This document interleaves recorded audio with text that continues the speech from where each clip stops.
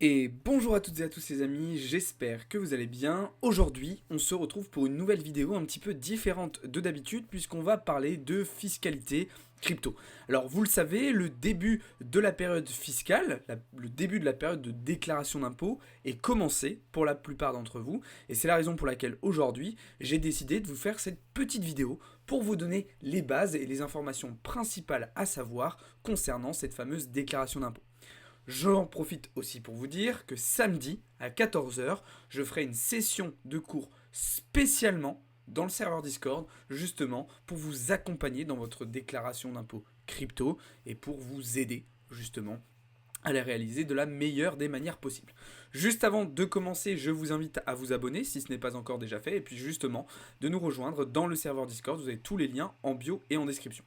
Petite info supplémentaire, et là aussi c'est cadeau, je vous rappelle qu'il y a quelques jours, on a sorti notre tout premier e-book, Comprendre les crypto-monnaies en seulement 10 étapes. Donc voilà, pour tous ceux qui débutent, ou même si vous avez déjà des premières connaissances, je pense que ça peut être un très très bon outil pour découvrir le monde des crypto-monnaies. Si ça vous intéresse, vous avez le lien dans la description, je vous invite à le télécharger, je le rappelle, c'est totalement gratuit.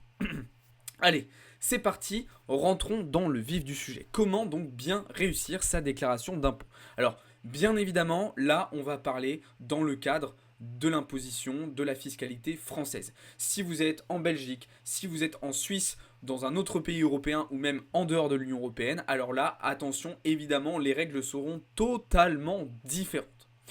Déjà, la première chose qu'il va falloir que vous fassiez, c'est d'identifier votre profil. Qui vous êtes?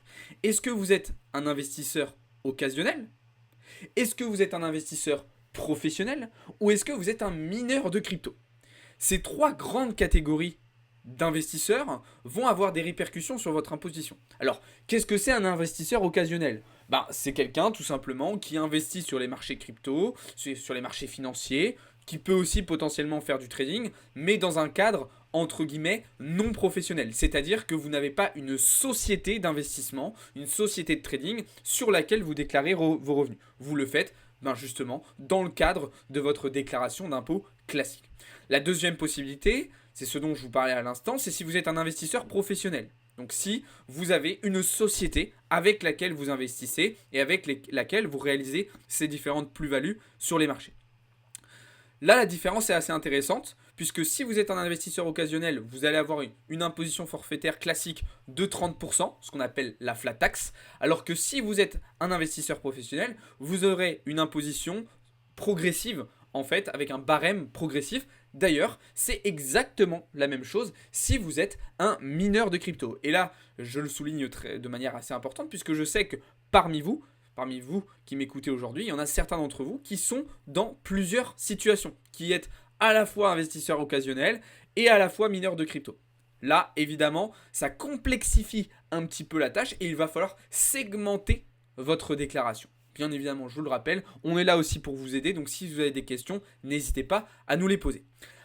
Quelques petites bases à savoir. Donc, comme je vous l'ai expliqué, la plus-value, la flat tax, elle est de 30%. Et là, je vais démystifier quelque chose tout de suite parce qu'il y a une question qui revient très très souvent en ce moment. C'est ouais, Alex, comment on peut éviter la flat tax? En fait, il n'y a pas de moyen d'éviter la flat tax. Soit vous vous expatriez dans un pays en fait où justement l'imposition sur les cryptos est beaucoup plus faible. Vous avez l'exemple du Portugal, de Malte ou encore Dubaï. D'accord?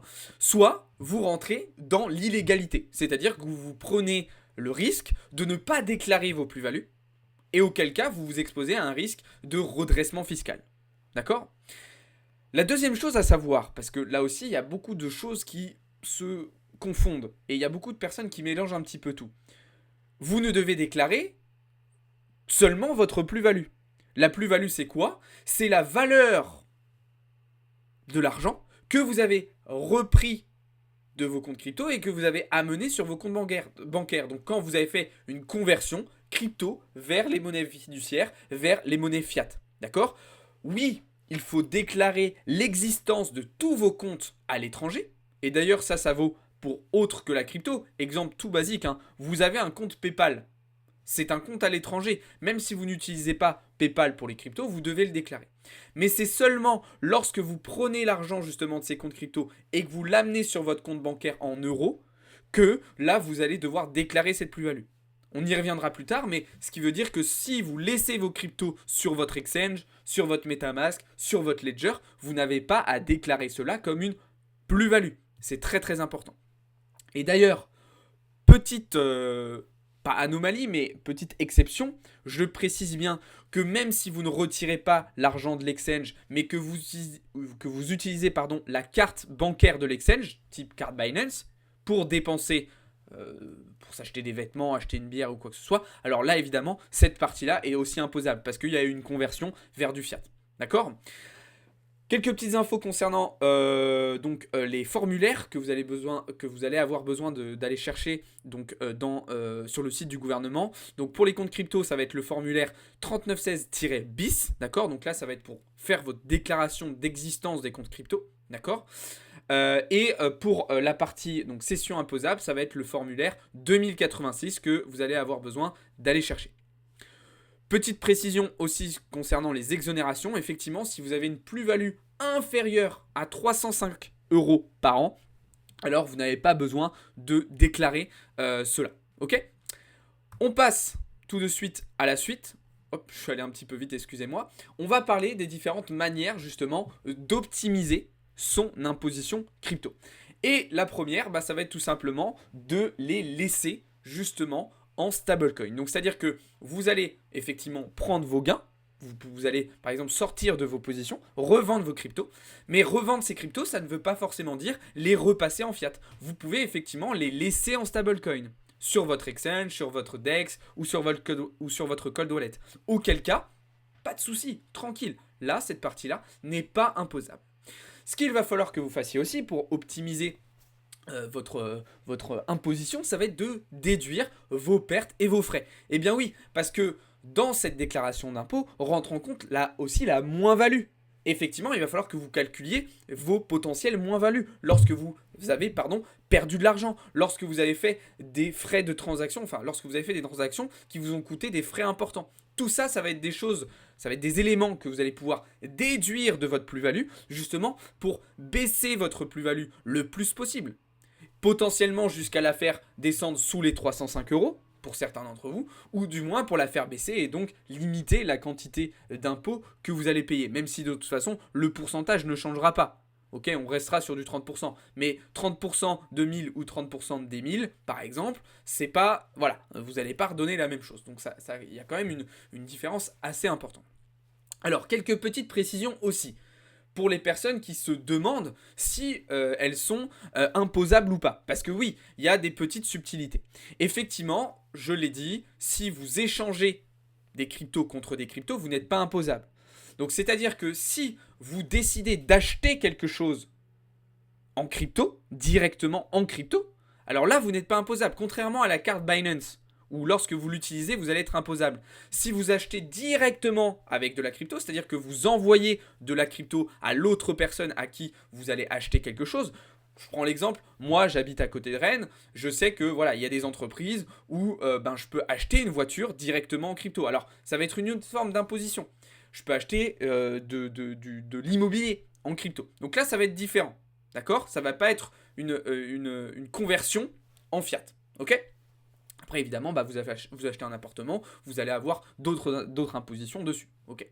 Le deuxième élément, c'est si vous faites tout ce qui va être stacking, farming, lending. Donc, si vous utilisez la DeFi, là aussi, vous n'allez pas être soumis à l'imposition. Troisième élément, c'est si vous recevez des cryptos par airdrop. En gros, ça va rentrer dans la catégorie don, d'accord ? Et donc, vous n'allez pas être soumis de ce point de vue-là. Ensuite, c'est justement aussi toujours dans la catégorie dons, c'est si vous avez fait des dons. Ça, on sait que c'est quelque chose de très intéressant et pas seulement dans la crypto. C'est-à-dire que quand vous allez faire des dons, ok, vous allez être exonéré fiscalement. Et vous pouvez faire des dons de crypto, mais vous pouvez faire des dons à vos enfants d'argent, d'immobilier ou de ce que vous voulez.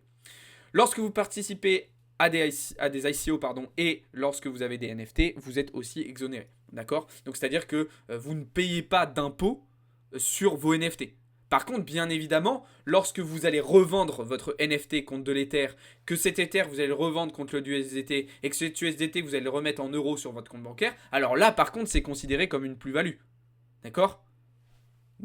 que je sois bien clair, parce que ça ne veut pas dire que parce que l'argent vient du NFT, vous n'êtes pas imposé dessus. D'accord? Mais c'est la possession du NFT qui n'engendre pas d'imposition.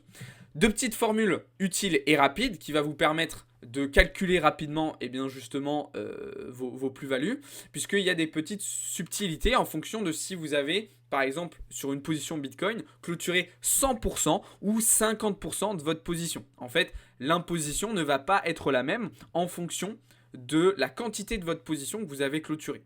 Il y a une petite différence, donc c'est très simple. Vous allez faire le montant de l'impôt, est égal à la valeur de la vente moins la valeur de l'achat fois 0,3. D'accord? Donc là d'ailleurs je vois qu'il y a une petite coquille sur le visuel.